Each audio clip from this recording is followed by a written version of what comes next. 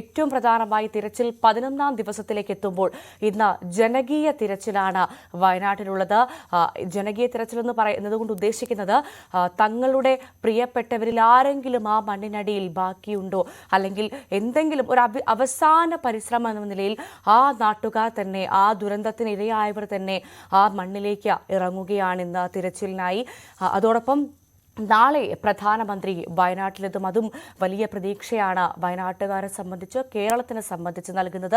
ഒരു പാക്കേജ് പ്രധാനമന്ത്രി പ്രഖ്യാപിക്കുമോ, ദേശീയ ദുരന്തമായി ഈ വയനാട് ദുരന്തത്തെ പ്രഖ്യാപിക്കുമോ എന്നൊക്കെ എല്ലാവരും ഉറ്റുനോക്കുകയാണ്. എന്തായാലും പ്രധാനമന്ത്രിയുടെ സന്ദർശനവും വലിയ പ്രതീക്ഷ നൽകുന്നുണ്ട്. നമുക്കെന്തായാലും വിശദമായി ഈ വാർത്തകളിലേക്കൊക്കെ ഉരുൾപൊട്ടൽ ദുരന്തമുണ്ടായ മുണ്ടക്കൈ ചൂരൽമല പ്രദേശങ്ങളിൽ ജനകീയ തിരച്ചിൽ. സുരക്ഷാ ഉദ്യോഗസ്ഥരുടെയും തിരച്ചിൽ സംഘങ്ങളുടെയും കൂടെയാണ് ദുരിതാശ്വാസ ക്യാമ്പുകളിലും ബന്ധുവീടുകളിലും കഴിയുന്നവരെ കൂടി ഉൾപ്പെടുത്തി 6 മേഖലകളിലായുള്ള തിരച്ചിൽ. നാളെ വയനാട്ടിലെത്തുന്ന പ്രധാനമന്ത്രി നരേന്ദ്രമോദി ദുരന്ത മേഖല സന്ദർശിക്കും. ഇന്ന് കേന്ദ്ര സംഘവും സ്ഥലത്തെത്തും. കേന്ദ്ര ആഭ്യന്തര വകുപ്പ് ജോയിന്റ് സെക്രട്ടറിയും ഇന്റർ മിനിസ്റ്റീരിയൽ സെൻട്രൽ ടീം ലീഡറുമായ രാജീവ് കുമാറിന്റെ നേതൃത്വത്തിലുള്ള സംഘമാണ് വയനാട് സന്ദർശിക്കുന്നത്. ഡാൻ കുര്യൻ വയനാട്ടിൽ നിന്ന് ചേരുന്നുണ്ട് തത്സമയം. ഡാൻ, ഇന്നത്തെ തിരച്ചിൽ എന്ന് പറയുന്നത് ഏറെ പ്രത്യേകതയുള്ള തിരച്ചിലാണ്. കാരണം ഒരു അവസാന പരിശ്രമം എന്ന് വേണമെങ്കിൽ നമുക്കതിനെ വിശേഷിപ്പിക്കാം. കാരണം ഏറ്റവും പ്രധാനമായ ദുരന്തത്തിനിരയായവർ, ബന്ധുവീടുകളിൽ അഭയം പ്രാപിച്ചവരൊക്കെ അവസാനമായി തങ്ങളുടെ, ഒരു പക്ഷെ അങ്ങനെ പറയാമല്ലേ, ആ നാട് തങ്ങളുടെ ഒന്നുമല്ലാതായി പോയ ആ നാട് കാണാൻ വേണ്ടി എത്തുകയാണ്. തങ്ങളുടെ പ്രിയപ്പെട്ടവർ, തങ്ങളുടെ ഉറ്റവർ, തങ്ങൾക്ക് അത്രമാത്രം വേണ്ടപ്പെട്ടവർ ആരെങ്കിലും ആ മണ്ണിനടിയിൽ അവശേഷിക്കുന്നുണ്ടോ എന്നൊരു പക്ഷേ ഏറ്റവും കൂടുതൽ പറയാൻ സാധിക്കുന്നത്, അല്ലെങ്കിൽ എവിടെയാണ് തങ്ങളുടെ, ഒരു പക്ഷേ അവർക്കത് മനസ്സിലാകുന്നു പോലും ഉണ്ടാവില്ല. ആ ഒരു സാഹചര്യം നമുക്ക് ഊഹിക്കാൻ പോലും സാധിക്കില്ല. എവിടെയായിരുന്നു തങ്ങളുടെ വീടുണ്ടായിരുന്നത്, തങ്ങളുടെ നാടിൻ്റെ ഒരു അവസ്ഥ ഒരു പക്ഷേ ആദ്യമായിട്ട് ആ ദുരന്തത്തിന് ശേഷം ആദ്യമായി കാണുന്നവർ ആ കൂട്ടത്തിലുണ്ടാകും. അവരെന്തായാലും അവസാന പരിശ്രമം എന്നോണം ആ തിരച്ചിലിന് ഇറങ്ങുകയാണല്ലേ. എപ്പോഴത്തേക്ക് തിരച്ചിൽ ആരംഭിക്കും ഡാൻ?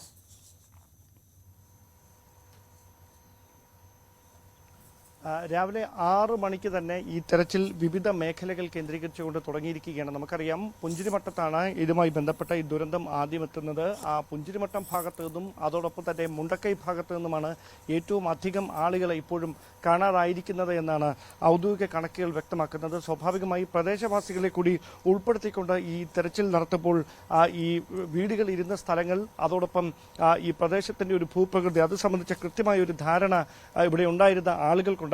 പക്ഷേ ഈ ദുരന്തത്തിന്റെ ഒരു മാനസിക ആഘാതത്തിൽ നിന്ന് അവർക്ക് പുറത്ത് കടക്കാൻ കഴിയാത്ത ഒരു പശ്ചാത്തലം നിലനിന്നിരുന്നത് കൊണ്ട് തന്നെയാണ് ഇത്രയും ദിവസം അവരെ ഉൾപ്പെടുത്തിയ ഒരു തെരച്ചിൽ നടത്താൻ കഴിയാതെ പോയത്. പക്ഷേ ഇപ്പോൾ അങ്ങനെയല്ല സാഹചര്യങ്ങൾ. 10 ദിവസം 11 ദിവസം പിന്നിട്ടിരിക്കുന്നു. പ്രധാനമന്ത്രി അടുത്ത ദിവസം ദുരന്തഭൂമി കാണാൻ ഇവിടേക്ക് എത്താനിരിക്കുന്നു. ആ ഒരു പശ്ചാത്തലത്തിൽ തെരച്ചിൽ ഇങ്ങനെ ഊർജിതമായി തന്നെ പുരോഗമിക്കുമ്പോഴും 131 പേർ ഇപ്പോഴും കാണാമറയത്താണ് എന്ന് ഔദ്യോഗികമായി സർക്കാർ കണക്കുകൾ പറയുമ്പോൾ അത് 180-ലധികമുണ്ട് എന്നാണ് പ്രദേശവാസികൾ പറയുന്നത്. അങ്ങനെയാണെങ്കിൽ അവരെ കൂടി ഉൾപ്പെടുത്തിക്കൊണ്ട് അത്തരമൊരു തെരച്ചിൽ നടത്തിയാൽ സംഭവത്തിന്റെ നിജസ്ഥിതി പുറത്തുവരും. അതായത് എന്താണ് സംഭവിച്ചിരിക്കുന്നത്, ഏതൊക്കെ മേഖലകളിലാണ് കൂടുതൽ ആളുകൾ ഉൾപ്പെട്ടിരിക്കുന്നത് എന്നതിനെ സംബന്ധിച്ചൊരു വ്യക്തമായ ധാരണ കിട്ടുമെന്നതൊരു നിഗമനത്തിന്റെ അടിസ്ഥാനത്തിൽ തന്നെയാണ് ഇങ്ങനെയൊരു തെരച്ചിൽ നടത്താൻ ഒരു തീരുമാനത്തിലേക്ക് എത്തിയിരിക്കുന്നത്. മന്ത്രിസഭാ ഉപസമിതി അവരിവിടെ തുടരുന്നുണ്ടായിരുന്നു. അവരടക്കം ഈ തെരച്ചിലിന് ഭാഗമായി മറ്റ് നടപടികൾക്ക് നേതൃത്വം നൽകും. അന്ന് വാഹനങ്ങൾ ചൂരൽമലയ്ക്ക് സമീപം, അതായത് ചൂരൽമലയിലേക്ക്, മേപ്പാടിക്കും ചൂരൽമലയിലും ഇടയിൽ തടഞ്ഞാണ് അവശ്യ സർവീസുകൾ മാത്രം, അതായത് പോലീസിന്റെയും ഈ മെഡിക്കൽ ടീമിന്റെയും ഒക്കെ വാഹനങ്ങൾ മാത്രമാണ് ഇന്ന് ഇവിടേക്ക് കടത്തിവിടുന്നത്. കാരണം ജനകീയ തെരച്ചിലായതുകൊണ്ട് തന്നെ 190 ക്യാമ്പുകളിൽ കഴിയുന്ന 190 ആളുകളെയാണ് തിരച്ചിലിന് വേണ്ടി ഇവിടേക്ക് എത്തിച്ചിരിക്കുന്നത്. അവർക്കൊപ്പമായിരിക്കും അഗ്നിശമന സേനയുടെയും പോലീസിന്റെയും NDRFന്റെയും കഴിഞ്ഞ ദിവസങ്ങളായി 11 ദിവസം തുടർച്ചയായി ഈ തെരച്ചിലിന് നേതൃത്വം നൽകിക്കൊണ്ടിരുന്നവർ കൂടി ഈ നടപടികളുടെ ഭാഗമാകുക. ഇപ്പോൾ നമുക്ക് ലഭ്യമാകുന്ന ഏറ്റവും പുതിയ സൂചന അനുസരിച്ച് ഒരു മൃതദേഹ ഭാഗം മരക്കൂട്ടങ്ങൾക്കിടയിൽ നിന്ന് കണ്ടെത്തിയിരിക്കുകയാണ്. അതിന്റെ ദൃശ്യങ്ങളടക്കം ഇപ്പോൾ പുറത്തു വരുന്ന ഒരു സാഹചര്യം കൂടിയുണ്ട്. പുലർച്ചെ നടത്തിയ തിരച്ചിലിനിടയിൽ ഒരു മൃതദേഹ ഭാഗം കണ്ടെത്തിയിരിക്കുന്നു. അത് പൂർണ്ണ മൃതദേഹമാണോ എന്നതിനെ സംബന്ധിച്ച വ്യക്തമായ സൂചനകളില്ല. പക്ഷേ അതിന്റെ ദൃശ്യങ്ങൾ ഇപ്പോൾ പുറത്തു വരികയാണ്. നമുക്ക് അല്പസമയത്തിനകം അത് പ്രേക്ഷകരിലേക്ക് എത്തിക്കാൻ കഴിയും. തെരച്ചിൽ നടന്ന മുണ്ടക്കൈ ഭാഗത്തു നിന്നാണ്, മുണ്ടക്കൈ പുഞ്ചിരിമട്ടം ഭാഗത്തു നിന്നാണ് ഇങ്ങനെ ഇവ കണ്ടെത്തിയിരിക്കുന്നത് എന്നാണ് പ്രാഥമികമായി ലഭ്യമാകുന്ന സൂചനകൾ. ഊർജിതമായ തെരച്ചിലായിരുന്നു കഴിഞ്ഞ ഏതാനും ദിവസങ്ങളായി കടാവർ നായ്ക്കളെ അടക്കം ഉപയോഗിച്ചുകൊണ്ട് കാന്തൻപാറയിലും സൂചിപ്പാറയിലും അതോടൊപ്പം സൺറൈസ് വാലിയിലുമൊക്കെ നടത്തിക്കൊണ്ടിരുന്നത്. ആ തെരച്ചിൽ ഇന്നലെയും ഒരു മൃതദേഹവും 4 ശരീരഭാഗങ്ങളുമൊക്കെ ചാലിയാറിൽ നിന്ന് കണ്ടെത്തുന്ന ഒരു സാഹചര്യം ഉണ്ടായിരുന്നു. ആ പശ്ചാത്തലത്തിലാണ് ഈ ദിവസങ്ങളിങ്ങനെ കൂടുതലായി പിന്നിടുന്ന ഒരു പശ്ചാത്തലത്തിൽ തെരച്ചിൽ ഊർജിതമാക്കുക എന്നൊരു തീരുമാനത്തിലേക്ക് സർക്കാർ എത്തുകയും ചെയ്തിരിക്കുന്നത്. എന്തായാലും പ്രധാനമന്ത്രി കൂടി അടുത്ത ദിവസം ഇവിടേക്ക് വരാനിരിക്കുന്ന പശ്ചാത്തലത്തിൽ ഇന്ന് രാവിലെ 11 മണി വരെ മാത്രമേ ഈ തെരച്ചിൽ നടത്താൻ കഴിയുകയുള്ളൂ. അതിനുശേഷം സ്പെഷ്യൽ പ്രൊട്ടക്ഷൻ ഗ്രൂപ്പിന് SPGക്ക് ഈ സുരക്ഷാ ചുമതലകൾ അതുമായി ബന്ധപ്പെട്ട ഏകോപനം കൈമാറേണ്ട ഒരു സാഹചര്യമുണ്ട്. ആ ഒരു പശ്ചാത്തലത്തിൽ രാവിലെ 11 മണി വരെയുള്ള സമയത്തായിരിക്കും, 5 മണിക്കൂർ സമയത്തായിരിക്കും ഈ വ്യാപകമായ തെരച്ചിൽ മുണ്ടക്കൈ, അതോടൊപ്പം തന്നെ ചൂരൽമല, അതോടൊപ്പം പുഞ്ചിരിമട്ടം ഭാഗങ്ങൾ കേന്ദ്രീകരിച്ചുകൊണ്ട് വിശദമായി നടക്കുക. ഡാൻ, ഏറ്റവും പ്രധാനമായി നമ്മൾ തുടക്കത്തിൽ സൂചിപ്പിച്ചതുപോലെ തന്നെ ഉറ്റവരെ തേടി, പ്രിയപ്പെട്ടവരെ തേടി അവസാനമായി അവർ ഇറങ്ങുകയാണ് ആ നാട്ടിലേക്ക്, ആ ദുരന്ത ഭൂമിയിലേക്ക്. തങ്ങളുടെ പ്രിയപ്പെട്ട വീടിരുന്ന, തങ്ങളുടെ പ്രിയപ്പെട്ടവർ ആരെയൊക്കെയോ നഷ്ടപ്പെട്ട ആ ഭൂമിയിലേക്ക് അവർ ഇറങ്ങുകയാണ്. അവസാന പ്രതീക്ഷ വെച്ചു പുലർത്തിക്കൊണ്ട് തങ്ങളുടെ പ്രിയപ്പെട്ടവരുടെ മൃതദേഹമെങ്കിലും അവസാനമായി ഒരു നോക്ക് കാണാൻ സാധിച്ചിരുന്നെങ്കിൽ എന്ന പ്രതീക്ഷയിലായിരിക്കാം ഒരുപക്ഷെ വേണ്ടപ്പെട്ടവരൊക്കെ ആ നാട്ടിലേക്ക് ഇറങ്ങുന്നത്. അത് സ്വാഭാവികമായി ഡാൻ വലിയൊരു വൈകാരിക നിമിഷങ്ങൾക്ക് ആ ഭൂമി വീണ്ടും സാക്ഷ്യം വഹിക്കുമെന്ന കാര്യത്തിൽ തർക്കമില്ല. കാരണം നമ്മൾ ആ വലിയ ദുരന്തം അഭിമുഖീകരിച്ചവരാണ്. ആ ആളുകൾ അവിടെ നിന്ന് ഒരു പക്ഷേ ജീവനും കൊണ്ട് ഓടി രക്ഷപ്പെട്ട ആളുകളാണ് വീണ്ടും ആ നാട്ടിലേക്ക് എത്തുന്നത്. അവരവിടേക്ക് എത്തുന്ന സമയത്ത് ഞാൻ തുടക്കത്തിൽ സൂചിപ്പിച്ചത് ഒരു പക്ഷേ ഈ തിരച്ചിലിന് പോലും അവിടേക്ക് എത്താൻ സാധിക്കാതെ ആദ്യമായിട്ട് ആ ദുരന്തത്തിന് ശേഷം ആ ഭൂമിയിലേക്ക് എത്തുന്ന ആളുകളായിരിക്കും. ഡാൻ ഇപ്പോൾ സൂചിപ്പിച്ചു 11 ഒരു മൃതദേഹം മുണ്ടക്കൈയിൽ നിന്ന് ലഭിച്ചിട്ടുണ്ട് എന്ന്. ഇപ്പോൾ ഇങ്ങനെ ആ ദുരന്തത്തിനിരയായവർ തന്നെ അവിടേക്ക് ഇറങ്ങുമ്പോൾ ഒരു പക്ഷേ ഇന്ന് കൂടുതൽ മൃതദേഹങ്ങളടക്കം കണ്ടെത്താനുള്ളൊരു സാധ്യത കൂടുതലാണല്ലേ? കാരണം തങ്ങളുടെ പ്രിയപ്പെട്ടവരെവിടെയാണ് എന്നൊരു സൂചനയെങ്കിലും നൽകാൻ ഒരു പക്ഷേ അവർക്കായിരിക്കും ഏറ്റവും കൂടുതലും സാധിക്കുക, അല്ലേ ഡാൻ?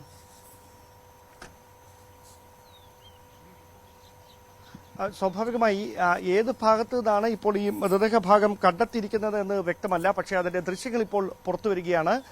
ഈ മരത്തിന്റെ വേരുകൾ, അതായത് വലിയ മരത്തിന്റെ വേരുകൾ കൂടിക്കിടന്ന ഒരു സ്ഥലത്ത് നിന്ന് വളരെ സാഹസികമായിട്ട് സ്പെഷ്യൽ ഓപ്പറേഷൻസ് ഗ്രൂപ്പാണ്, SOG ആണ് ഈ മൃതദേഹ ഭാഗം ഇപ്പോൾ ശ്രമകരമായ ദൗത്യത്തിലൂടെ പുറത്തേക്ക് എടുക്കുന്നത്.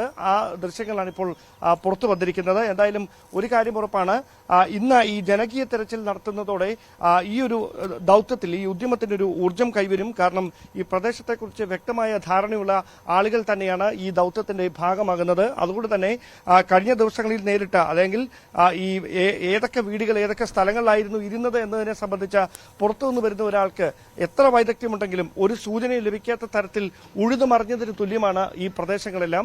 ആ ഒരു സാഹചര്യത്തിൽ കൃത്യമായി ഈ സ്ഥലങ്ങളെക്കുറിച്ച് വ്യക്തമായ ധാരണയുള്ള ആളുകളെ തന്നെ പുഞ്ചിരിമട്ടത്തും മുണ്ടക്കൈയിലും അതോടൊപ്പം തന്നെ ചൂരൽമലയിലെ വിവിധ ഭാഗങ്ങളിലും കൃത്യമായി ഈ പരിശോധനയ്ക്ക് എത്തിക്കുന്നതിലൂടെ ഏതൊക്കെ ഭാഗങ്ങളായിരുന്നു വീടുകൾ ഉണ്ടായിരുന്നത്, ഏതൊക്കെ സ്ഥലങ്ങളെയാണ് കൂടുതലായി, അതായത് ഈ ജനങ്ങൾ രക്ഷപ്പെട്ട് പുഞ്ചിരിമട്ടത്തു നിന്ന് മുണ്ടക്കൈയിലേക്കും ചൂരൽമലയിലേക്കും അപകടമുണ്ടായ സമയത്ത് ഓടിമാറുന്ന സാഹചര്യമുണ്ടായിരുന്നു, അവർ നിന്നിരുന്നത് എവിടെയായിരുന്നു എന്നതടക്കമുള്ള കാര്യങ്ങളിൽ കൃത്യമായ ഒരു വ്യക്തത കൈവരും. ആ ഒരു പശ്ചാത്തലത്തിലാണ് ജനകീയ തെരച്ചിൽ എന്ന ഒരു ആശയം തന്നെ മുമ്പോട്ട് വന്നത്. അങ്ങനെയാണ് ക്യാമ്പുകളിൽ കഴിഞ്ഞിരുന്ന 190 ആളുകളെയും സന്നദ്ധ സംഘടനകളുടെ പ്രവർത്തകരെയുമൊക്കെ ഉൾപ്പെടുത്തിക്കൊണ്ട് വ്യാപകമായ ഈ തെരച്ചിൽ നടത്തുകയെന്നു തീരുമാനത്തിലേക്ക് എത്തിയതും ആ തെരച്ചിലാണ് ഇപ്പോൾ വിവിധ കേന്ദ്രങ്ങൾ കേന്ദ്രീകരിച്ചുകൊണ്ട് പുരോഗമിച്ചുകൊണ്ടിരിക്കുന്നത്.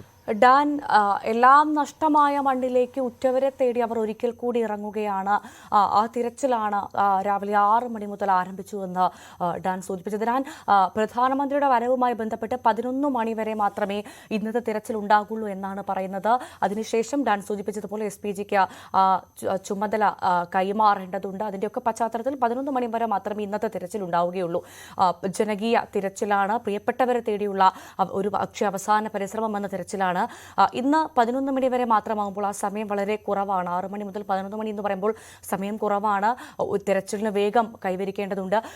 ഇന്നത്തെ തിരച്ചിലിന് വലിയ കാര്യമായ പ്രതീക്ഷയില്ല എങ്കിൽ മറ്റൊരു ദിവസത്തെ, പ്രധാനമന്ത്രി വന്നു പോയതിനു ശേഷം മറ്റൊരു ദിവസത്തേക്ക് വീണ്ടും ഇത്തരത്തിലൊരു തിരച്ചിൽ ഉണ്ടാവാനുള്ള സാധ്യത അത് എത്രമാത്രമുണ്ട് ഡാൻ?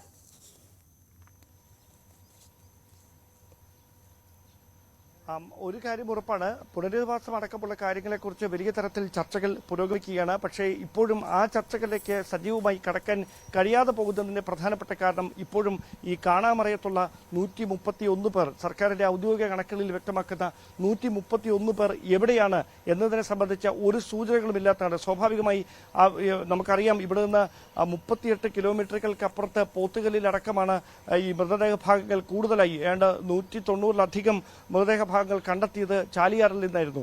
ആ ഒരു പശ്ചാത്തലത്തിൽ ആ ഭാഗങ്ങളിലേക്ക് തന്നെ അവയും ഒഴുകിപ്പോയിട്ടുണ്ടാകാം എന്നൊരു നിഗമനമുണ്ട്. അതുകൊണ്ട് തന്നെ വെള്ളം താഴ്ന്ന ഇടങ്ങളിലടക്കം ഹെലികോപ്റ്ററുകളിൽ, വ്യോമസേനയുടെ പ്രത്യേക ഹെലികോപ്റ്ററുകളിലെത്തി ഈ രക്ഷാസേന കഴിഞ്ഞ ദിവസങ്ങളിൽ വിശദമായ പരിശോധനകൾ നടത്തുന്നുണ്ടായിരുന്നു.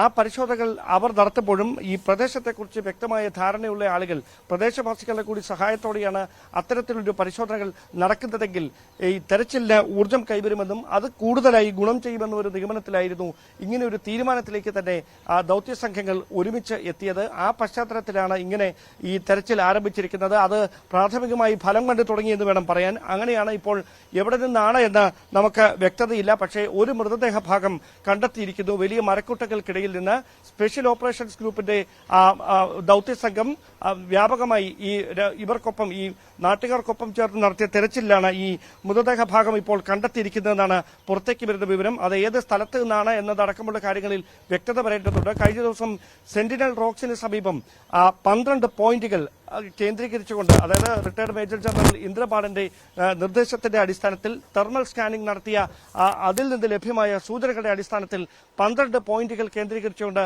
മണ്ണ് മാറ്റി, വലിയ ഹിറ്റാച്ചുകൾ ഉപയോഗിച്ചുകൊണ്ട് മണ്ണ് മാറ്റിക്കൊണ്ടുള്ള പരിശോധനകൾ നടത്തിയിരുന്നു. സ്വാഭാവികമായി ആ പ്രദേശങ്ങൾ കേന്ദ്രീകരിച്ചുകൊണ്ട് ഇന്നും ഊർജിതമായ തെരച്ചിൽ തന്നെയായിരിക്കും നടക്കുക. പക്ഷേ പ്രധാനപ്പെട്ട ഒരു വെല്ലുവിളി, നേരിടുന്ന പ്രധാനപ്പെട്ട വെല്ലുവിളി മണ്ണും ചതുപ്പും ചെളിയുമൊക്കെ നിറഞ്ഞ സ്ഥലങ്ങളാണ്. അവിടേക്ക് ഒരു ആൾക്ക്, മനുഷ്യർക്ക് നേരിട്ടങ്ങ് ഇറങ്ങാൻ കഴിയില്ല. അത് തന്നെയാണ് സാഹചര്യം. ആ സ്ഥലങ്ങളിലേക്ക് ഈ റഡാർ തെർമൽ ഇമേജിംഗ് സംവിധാനം പ്രയോജനപ്പെടുത്തിക്കൊണ്ട് മനുഷ്യ സാന്നിധ്യം കണ്ടെത്തുന്നതിന് വേണ്ടിയുള്ള വിശദമായ പരിശോധനകൾ നടത്തുന്നതിനായിരിക്കും ആദ്യഘട്ടത്തിൽ നേതൃത്വം നൽകുന്നത്. ആ പരിശോധനകളിൽ മാർക്ക് ചെയ്യപ്പെടുന്ന സ്ഥലങ്ങളിൽ, സെൻസർ ചെയ്യപ്പെടുന്ന സ്ഥലങ്ങളിൽ പ്രത്യേകം അടയാളങ്ങൾ വെച്ച് ആ ഭാഗങ്ങളിലേക്ക് ഹിറ്റാച്ചുകൾ എത്തിച്ച് മണ്ണ് മാറ്റിക്കൊണ്ടുള്ള പരിശോധനകളായിരിക്കും ഇന്നും നടക്കുകയെന്നാണ് നമുക്ക് ലഭ്യമായിട്ടുള്ള വിവരം. തീർച്ചയായും ഇന്ന് ഏറെ പ്രതീക്ഷയുടെ ഒരു ദിനം കൂടിയാണ്. കാരണം ഉറ്റവരെ തേടി അവരിറങ്ങുകയാണ്. ഡാൻ, ഇന്നത്തെ മറ്റൊരു പ്രധാനം, അല്ലെങ്കിൽ ഇന്നും നാളെയുമായി നടന്നിട്ടും പ്രധാനപ്പെട്ട ഒരു കാര്യം എന്ന് പറയുന്നത് കേന്ദ്ര സംഘം എത്തുകയാണ് വയനാട്ടിലേക്ക്. 11 മണിക്ക് ശേഷം അല്ലെങ്കിൽ ഉച്ചയോടുകൂടി കേന്ദ്ര സംഘം എത്തുമെന്നുള്ള വിവരങ്ങൾ പുറത്തു വരുന്നുണ്ട്. വലിയ പ്രതീക്ഷ നൽകുന്നു. ഒപ്പം പ്രധാനമന്ത്രി, ഏറ്റവും പ്രധാനമായി നാളെ പ്രധാനമന്ത്രി നരേന്ദ്രമോദി വയനാട്ടിലെത്തും. എങ്ങനെയാണ് അദ്ദേഹത്തിന്റെ സന്ദർശനവുമായി ബന്ധപ്പെട്ട കൂടുതൽ അപ്ഡേറ്റ്സ്? ഈ നാട്, കേരളം മുഴുവനായിട്ട് കാത്തിരിക്കുകയാണ് പ്രധാനമന്ത്രിയുടെ പ്രഖ്യാപനത്തിനായി. ദേശീയ ദുരന്തമായി പ്രഖ്യാപിക്കുമോ ഈ വയനാട് ദുരന്തമെന്ന ചോദ്യത്തിലാണ് ഈ നാട് കാത്തിരിക്കുന്നത്. എപ്പോഴത്തേക്ക് പ്രധാനമന്ത്രി എത്തും? ഒപ്പം ഇന്ന് എപ്പോഴത്തേക്ക് കേന്ദ്ര സംഘം എത്തും? ഡാൻ,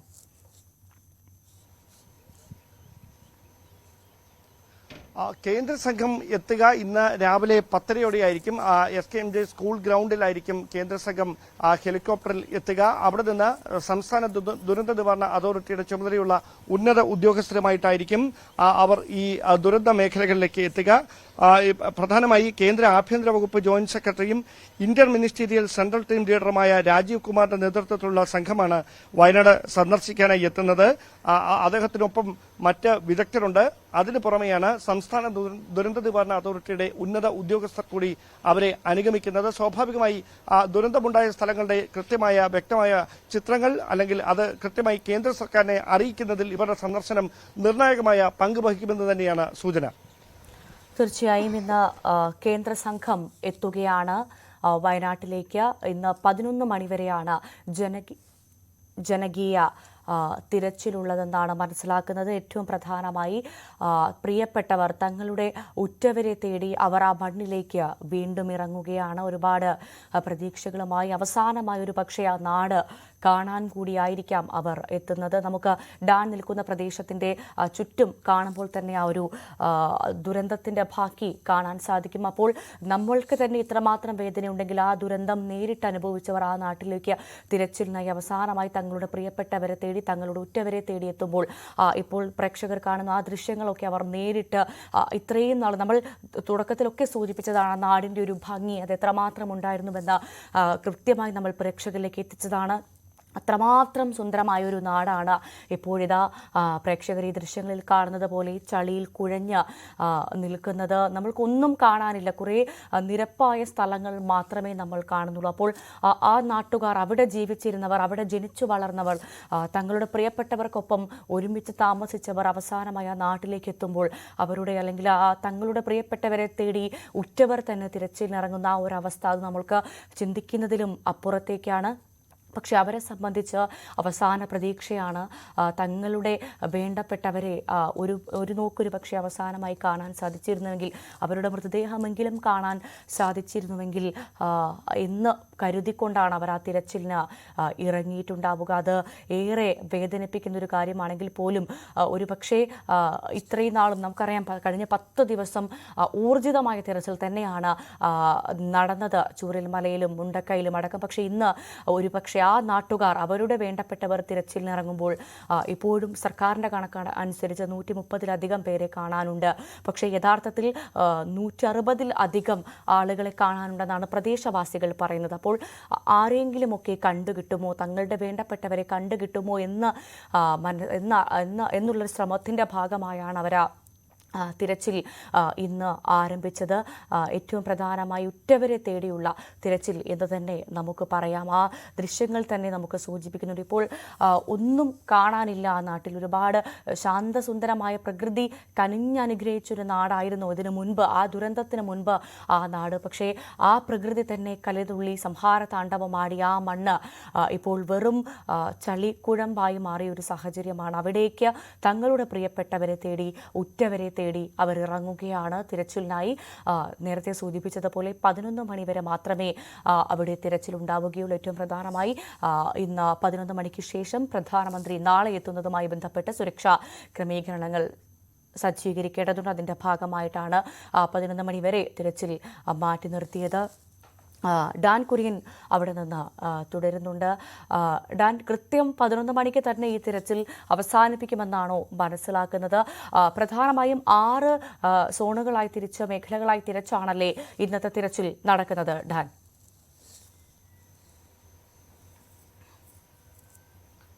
സ്വാഭാവികമായി ഞാൻ ആദ്യഘട്ടത്തിൽ സൂചിപ്പിച്ച പോലെ ഈ പുഞ്ചിരിമട്ടം, മുണ്ടക്കൈ, ഈ 2 ഭാഗങ്ങളിൽ നിന്നുള്ള ആളുകളെയാണ് ഇനിയും കണ്ടെത്താനുള്ളത് എന്നാണ് ഇതുമായി ബന്ധപ്പെട്ട രക്ഷാദൗത്യത്തിന് നേതൃത്വം നൽകുന്ന ഉദ്യോഗസ്ഥർ വ്യക്തമാക്കുന്നത്. അതുകൊണ്ട് തന്നെയാണ് ആ പ്രദേശങ്ങളെക്കുറിച്ച് വ്യക്തമായ ധാരണയുള്ള ആളുകളുടെ കൂടി സഹായത്തോടെ, രക്ഷപ്പെട്ട പ്രദേശവാസികളുടെ സഹായത്തോടെ ഈ മേഖലകളിൽ വിശദമായ പരിശോധനകൾ നടത്തുക എന്നൊരു തീരുമാനത്തിലേക്ക് അവർ എത്തിയിരിക്കുന്നതും.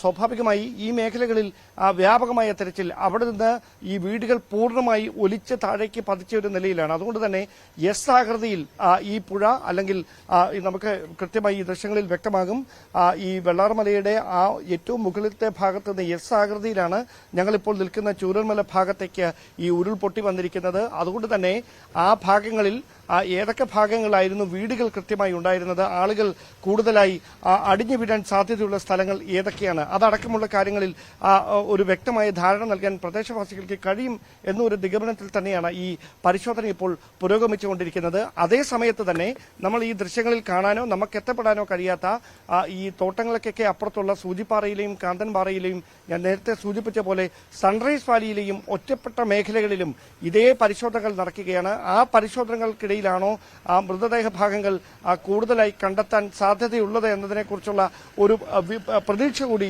രക്ഷാദൌത്യ സംഘത്തിനുണ്ട്. കാരണം ഈ ഭാഗങ്ങളിൽ കടാവർ നായ്ക്കളുടെ സഹായത്തോടെ നടത്തിയ പരിശോധനകളിൽ കഴിഞ്ഞ ദിവസവും ശരീരഭാഗങ്ങൾ കണ്ടെത്തുന്ന സാഹചര്യമുണ്ടായിരുന്നു. അതുകൊണ്ട് തന്നെയാണ് ഈ ജനകീയ തെരച്ചിലിലൂടെ കൃത്യമായി ഈ കാണാതായ ആളുകളെക്കുറിച്ച് കൃത്യമായ ഒരു വിവരം ലഭിക്കും എന്നൊരു നിഗമനത്തിന്റെ അടിസ്ഥാനത്തിൽ മണ്ണിനടിയിൽ വ്യാപകമായ തെരച്ചിൽ, മണ്ണ് നീക്കിക്കൊണ്ടും കല്ലുകൾ മാറ്റിക്കൊണ്ടും പുരോഗമിച്ചുകൊണ്ടിരിക്കുന്നത്. തീർച്ചയായും വയനാട്, മുണ്ടക്കൈ, ഉരുൾപൊട്ടൽ ദുരന്തഭൂമിയിൽ അടക്കം ഇന്ന് തിരച്ചിൽ നടക്കുകയാണ്. ജനകീയ തിരച്ചിലാണ് നടക്കുന്നത്. ഈ ദുരന്തവുമായി ബന്ധപ്പെട്ട ദുരന്തത്തിൽ നേരിട്ട് ഇരകളായ ആളുകളടക്കം ആ ദുരന്ത ഭൂമിയിൽ ഇന്ന് തിരച്ചിൽ പങ്കാളികളാകും. തങ്ങളുടെ പ്രിയപ്പെട്ടവരെ ഉറ്റവരെ തേടിയുള്ള അവസാന തിരച്ചിൽ എന്ന തരത്തിലേക്കാണ് അവർ ഇറങ്ങുന്നത് ആ ഭൂമിയിലേക്ക്. അതിലും പ്രധാനം ഇന്ന് പ്രധാനമന്ത്രി നരേന്ദ്രമോദി നാളെ വയനാട്ടിലെത്തും. അതിന് മുൻപോടി ഇന്ന് കേന്ദ്ര സംഘമെത്തും. ഒരുപാട് പ്രതീക്ഷയിലാണ് വയനാടും കേരളവും. ഡാൻ കുര്യനാണ് വിവരങ്ങൾ പങ്കുവച്ചത്. വയനാട് ഉരുൾപൊട്ടൽ ദുരന്തത്തിന്റെ പശ്ചാത്തലത്തിൽ സ്വമേധയാ സ്വീകരിച്ച ഹർജി ഹൈക്കോടതി ഇന്ന് പരിഗണിക്കും. ജസ്റ്റിസുമാരായ doctor AK Jayasankaran Nambiar, VM Shyamkumar എന്നിവർ ഉൾപ്പെട്ട ഡിവിഷൻ ബെഞ്ചാണ് ഹർജി പരിഗണിക്കുക. ഉരുൾപൊട്ടൽ അടക്കമുള്ള പ്രകൃതി ദുരന്തങ്ങൾ ഉണ്ടാകാതിരിക്കാൻ എന്തെല്ലാം കാര്യങ്ങൾ ചെയ്യാൻ കഴിയുമെന്ന് സർക്കാർ ഹൈക്കോടതിയെ അറിയിക്കണമെന്നാണ് നിർദ്ദേശം. നവമി ദിനേശ് ചേരുന്നു വിവരങ്ങളുമായി. നവമി, വയനാട് ഉരുൾപൊട്ടൽ ദുരന്തം ഒരു നാടിന്റെ മുഴുവൻ വേദനയാണ്, ഒരു നാടിനെ മുഴുവൻ കണ്ണീരിലാക്കിയൊരു ദുരന്തമായിരുന്നു. ആ ദുരന്തത്തിന്റെ പശ്ചാത്തലത്തിൽ സ്വമേധയാ ഹർജി സ്വീകരിച്ചിരിക്കുകയാണ് ഹൈക്കോടതി. ആ ഹർജി ഇന്ന് പരിഗണിക്കുന്നത് മനസ്സിലാക്കുന്നു. എന്തൊക്കെയാണ് പ്രധാനമായും ആ ഹർജിയിൽ പരിഗണിക്കുക? വിവരങ്ങൾ.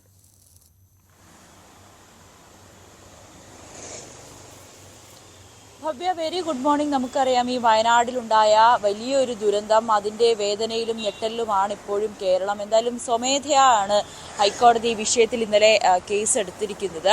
ഇത് പത്രങ്ങളിൽ വന്ന വാർത്തയും മറ്റൊക്കെ അടിസ്ഥാനത്തിലാണ് ഇത്തരത്തിലൊരു കേസ് എടുക്കാൻ ഹൈക്കോടതിയെ പ്രേരിപ്പിച്ചത്. എന്തായാലും ഇത്തരത്തിൽ നമുക്കറിയാം ഗാഡ്ഗിൽ കമ്മിറ്റി റിപ്പോർട്ട് അടക്കം വലിയ രീതിയിൽ ചർച്ചയാകുന്ന ഈ ഒരു സാഹചര്യത്തിൽ ഇനിയും ഇത്തരത്തിലൊരു ദുരന്തം ഉണ്ടാകാതിരിക്കാൻ നമ്മൾ എന്തൊക്കെ നടപടികൾ സ്വീകരിക്കണം, അല്ലെങ്കിൽ സർക്കാർ ഏതെങ്കിലുമൊക്കെ വിധത്തിൽ ഈ നിയമവ്യവസ്ഥയൊക്കെ മാറ്റി എഴുതി ഈ ജീവനുകൾ സംരക്ഷിക്കുന്നതിന് വേണ്ടിയിട്ട് ഏതൊക്കെ നടപടികൾ സ്വീകരിക്കണം എന്നറിയിക്കുന്നതിന് വേണ്ടിയിട്ടാണ് ഹൈക്കോടതി ഇത് അറിയിച്ചിരിക്കുന്നത്. എന്തായാലും ഹർജി ഇന്ന് വീണ്ടും പരിഗണിക്കും. ഏതൊക്കെ വിധത്തിൽ ഒരു മാറ്റം വരുത്താം, അല്ലെങ്കിൽ ഇനിയും ഇത്തരത്തിൽ ദുരന്തം ഒഴിവാക്കാൻ എന്തൊക്കെ നടപടികൾ നമുക്ക് സ്വീകരിക്കാം. ഒറ്റക്കെട്ടായി തന്നെ കേരളം നമ്മൾ ഈ ഒരു വലിയ ദുരന്തത്തെ അതിജീവിച്ചിട്ടുണ്ട്. ഇനിയും ഇതൊരു സംഭവം ഉണ്ടാകാതിരിക്കാൻ ഏതൊക്കെ നടപടികൾ നമ്മളെ കൊണ്ട് സ്വീകരിക്കാനാകുമെന്ന് അറിയിക്കാൻ വേണ്ടിയിട്ടാണ് ഹൈക്കോടതി ഇന്ന് സർക്കാരിനോട് വിശദീകരണം തേടിയിരിക്കുന്നത്. എന്തായാലും ഇന്ന് ഹർജി വീണ്ടും പരിഗണിക്കുമ്പോൾ അതേറെ നിർണായകമാണ്.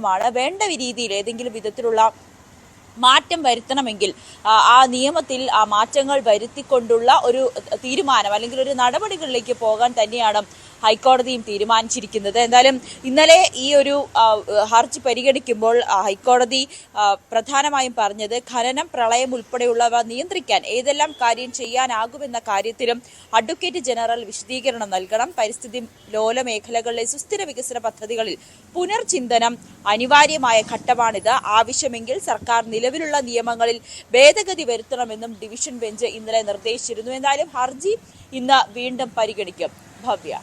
ഈ ഉരുൾപൊട്ടൽ അടക്കമുള്ള പ്രകൃതി ദുരന്തങ്ങൾ ഉണ്ടാവാതിരിക്കാൻ എന്തെല്ലാം കാര്യങ്ങൾ പ്രധാനമായും ചെയ്യാൻ കഴിയുമെന്നായിരിക്കും സർക്കാർ ഇന്ന് ഹൈക്കോടതി അറിയിക്കാൻ പോകുന്നതല്ലേ?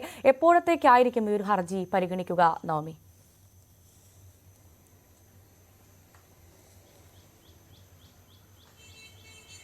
ഭവ്യ, രാവിലെ തന്നെ ഈ ഹർജി പരിഗണിക്കും. കോടതി പ്രവർത്തനം ആരംഭിച്ചതിന് ശേഷം തന്നെ ആദ്യമായോ അല്ലെങ്കിൽ രണ്ടാമതായോ ഈ ഹർജി പരിഗണിക്കുമെന്നാണ് നമുക്ക് അറിയാൻ സാധിക്കുന്നത്. എന്തായാലും അതുമായി ബന്ധപ്പെട്ട വിശദാംശങ്ങൾ ഇനി ലഭ്യമാകുന്നതേ ഉള്ളൂ.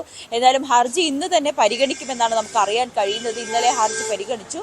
ഉരുൾപൊട്ടൽ മാത്രമല്ല, ഇത്തരത്തിൽ നമുക്കറിയാം മറ്റ് പ്രകൃതി ദുരന്തങ്ങൾ, പ്രളയമായിക്കോട്ടെ അല്ലെങ്കിൽ വലിയ രീതിയിലുള്ള മഴക്കെടുതികളായിക്കോട്ടെ, ഉരുൾപൊട്ടലായിക്കോട്ടെ, ഇതെല്ലാം ഇന്ന് ഹർജി പരിഗണിക്കുന്നുണ്ട്. ഇതിനൊക്കെ ഒരു ശാശ്വത പരിഹാരം എന്നോണം നമുക്ക് എന്താണ് ചെയ്യാൻ കഴിയുക എന്നാണ് ഹൈക്കോടതി ഹൈക്കോടതി ഇന്ന് വിശദമായി പഠിക്കുക. അതിനുശേഷമായിരിക്കും ഒരു നിർദ്ദേശം നൽകാനും സാധ്യത. ഭവ്യ, തീർച്ചയായും വളരെ വ്യക്തമാണ്. നവമി ദിനേശാണ് വിവരങ്ങൾ പങ്കുവച്ചത്. ചൂരൽമല ഉരുൾപൊട്ടൽ ദുരന്തത്തിൽ ജീവൻ നഷ്ടമായവരുടെ തിരിച്ചറിയാത്ത മൃതദേഹങ്ങൾ ആംബുലൻസുകളിൽ എത്തിക്കുന്നതും സർവ്വമത പ്രാർത്ഥനയ്ക്ക് ശേഷം അവ സംസ്കരിക്കുന്നതും പതിവ് കാഴ്ചയായി മാറിയിരിക്കുകയാണ് പുത്തുമലയിൽ. ഇപ്പോൾ 38 മൃതദേഹങ്ങൾ സംസ്കരിക്കാനായി സജ്ജീകരിച്ച സ്ഥലത്ത് ഇതിനോടകം 228 പേരുടെ ശവകുടീരങ്ങളാണ് ഉയർന്നത്. ഉരുൾപൊട്ടൽ ദുരന്തത്തിന്റെ നോവേറും കാഴ്ചയായി മാറുകയാണ് പുത്തുമലയിലെ ഹാരിസൺ പ്ലാന്റേഷൻ. ചൂരൽമലയെയും മുണ്ടക്കയെയും തകർത്തെറിഞ്ഞ ഉരുൾപൊട്ടൽ ദുരന്തത്തിന്റെ നൊമ്പരപ്പെടുത്തുന്ന ഓർമ്മയായി മാറുകയാണ് പുത്തുമലയിലെ ഹാരിസൺ മലയാളം പ്ലാന്റേഷനിൽ നിന്നുള്ള ഈ കാഴ്ചകൾ. 228 പേരുടെ മൃതദേഹങ്ങളാണ് 10 ദിവസത്തിനിടയിൽ ഈ പ്ലാന്റേഷന്റെ മുകളിലും താഴെയുമായി ഇതിനോടകം സംസ്കരിച്ചിരിക്കുന്നത്. ശരീരഭാഗങ്ങൾ മാത്രം 186 പൂർണ്ണ മൃതദേഹങ്ങൾ 42. ഈ കണക്കുകൾ ഓരോ ദിവസവും ഉയർന്നു തന്നെ വരികയാണ്. കഴിഞ്ഞ 4-ാം തീയതി വൈകിട്ടാണ് ആദ്യമായി 8 മൃതദേഹങ്ങൾ ഇവിടെ സംസ്കരിക്കാൻ എത്തിക്കുന്നത്.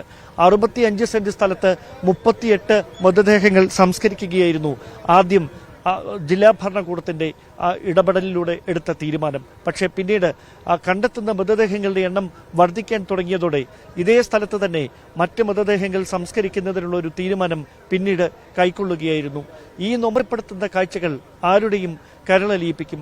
പുത്തുമലയിൽ ഉരുൾപൊട്ടൽ ദുരന്തമുണ്ടായി 5 വർഷം പിന്നിടുന്ന അതേ ദിനത്തിൽ പുത്തുമലയുടെ മറുഭാഗത്തു നിന്നുള്ള കാഴ്ച ആരുടെയും കരളലിയിപ്പിക്കുന്നതാണ്.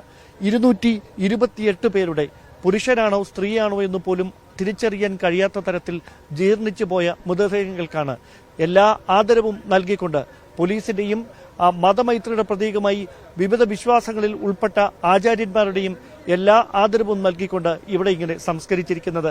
പേരും വീടും ഒന്നും അറിയത്തില്ലാത്തതിനാൽ ഈ കാണുന്ന സർവേ കല്ലുകളിൽ എഴുതപ്പെട്ടിരിക്കുന്ന നമ്പറുകളിലായിരിക്കും ഇവർ ഇനിയങ്ങ് അറിയപ്പെടുക.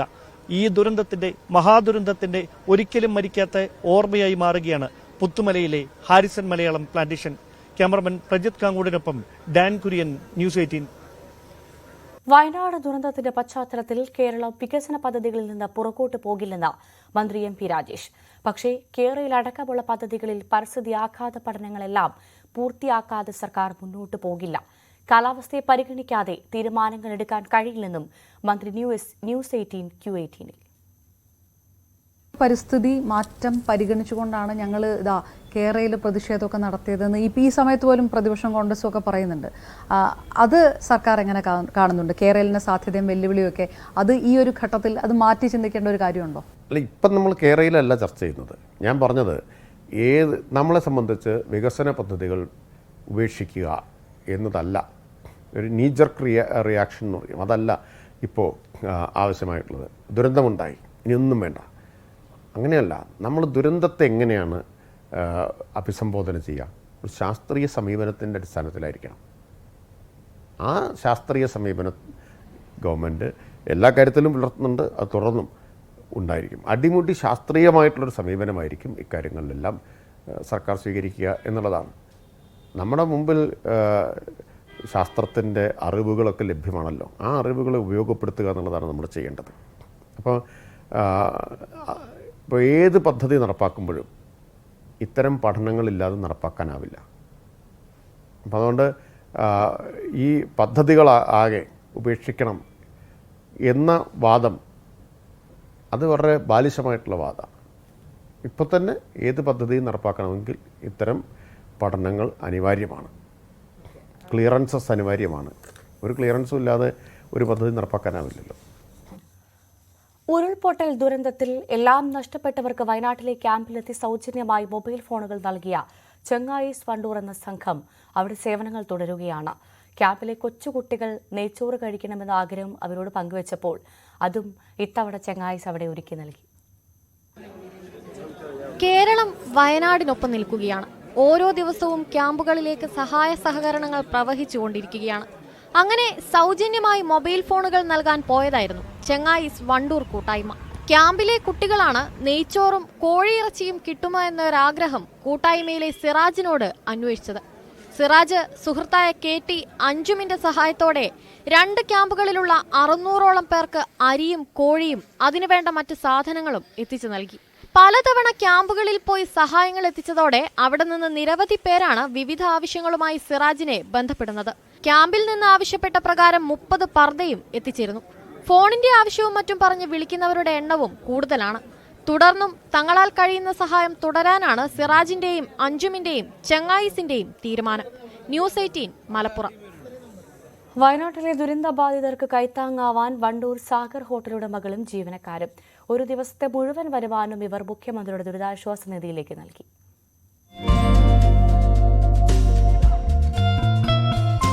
ഒരു ദിവസത്തെ കച്ചവട വരുമാനവും തൊഴിലാളികളുടെ കൂലിയും ഉൾപ്പെടെ എല്ലാം ദുരിതാശ്വാസ നിധിയിലേക്ക് കൈമാറാനായിരുന്നു ഹോട്ടൽ ഉടമകളുടെ തീരുമാനം. ഇക്കാര്യം കാട്ടി കഴിഞ്ഞ ദിവസം തന്നെ ഹോട്ടലിന് മുൻവശം ഫ്ലക്സ് സ്ഥാപിച്ചിരുന്നു.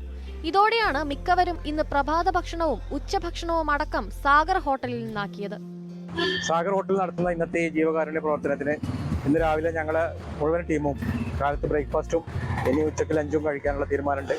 സാഗർ നടത്തുന്ന ഈ ജീവകാരുണ്യ പ്രവർത്തനത്തിനും ഞങ്ങളുടെ എല്ലാവിധ ആശംസകളും ഞങ്ങളുടെ എല്ലാവിധ സപ്പോർട്ടുകളും. കച്ചവടം ജീവകാരുണ്യ പ്രവർത്തനത്തിനായതിനാൽ രാവിലെ മുതൽ തന്നെ ഹോട്ടലിൽ വൻ തിരക്കായിരുന്നു. ഓർഡറുകളുടെ എണ്ണത്തിലും വർധനയുണ്ടായി. ബിരിയാണി അടക്കം പതിവിൽ കൂടുതലായി ഹോട്ടലിൽ തയ്യാറാക്കിയിരുന്നു.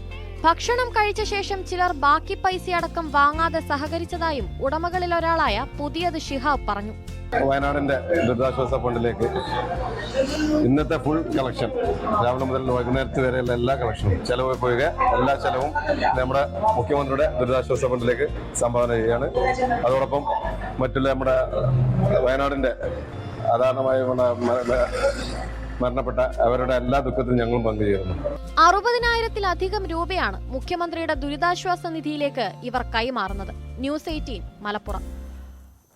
ഇത്തരത്തിലുള്ള കുറേ മനുഷ്യരുള്ളപ്പോൾ എങ്ങനെയാണ് ഈ നാട് രക്ഷപ്പെടാതിരിക്കുക, അല്ലെങ്കിൽ എങ്ങനെ ഈ നാട് അതിജീവിക്കാതിരിക്കുമല്ലേ? കാരണം നമ്മൾ ഇന്നലെ ആ വയനാട്ടിലുള്ള കളക്ഷൻ സെൻറ്ററിൻ്റെ കാഴ്ചകൾ കണ്ടതാണ്. അവിടെ അത്രമാത്രം ഒരു കലവറയാണോ എന്ന് നമുക്ക് തോന്നിപ്പോകുന്ന തരത്തിലുള്ള അത്രമാത്രം സാധനങ്ങൾ അവിടെ എത്തിയിട്ടുണ്ട്. അതൊക്കെ ഒരു നാട് മുഴുവൻ അങ്ങോട്ട് എത്തിച്ചതാണ്. അപ്പോൾ വയനാട് ഒറ്റയ്ക്കല്ല, അതിജീവനം നമുക്ക് വളരെ എളുപ്പത്തിൽ സാധ്യമാകും, അല്ലെങ്കിൽ സാധ്യമാകണം. വയനാട് പുനരധിവാസത്തിനായി മുഖ്യമന്ത്രിയുടെ ദുരിതാശ്വാസ നിധിയിലേക്ക് RP ഗ്രൂപ്പ് ചെയർമാനും പ്രവാസി വ്യവസായിയുമായ ഡോക്ടർ B രവി പിള്ള 5 കോടി രൂപ കൈമാറി. RP ഗ്രൂപ്പ് പ്രതിനിധികളായ ആശിഷ് നായർ, KV ജെയിൻ, CP നൌഫൽ എന്നിവർ മുഖ്യമന്ത്രിയുടെ ചേംബറിലെത്തിയാണ് ചെക്ക് കൈമാറിയത്.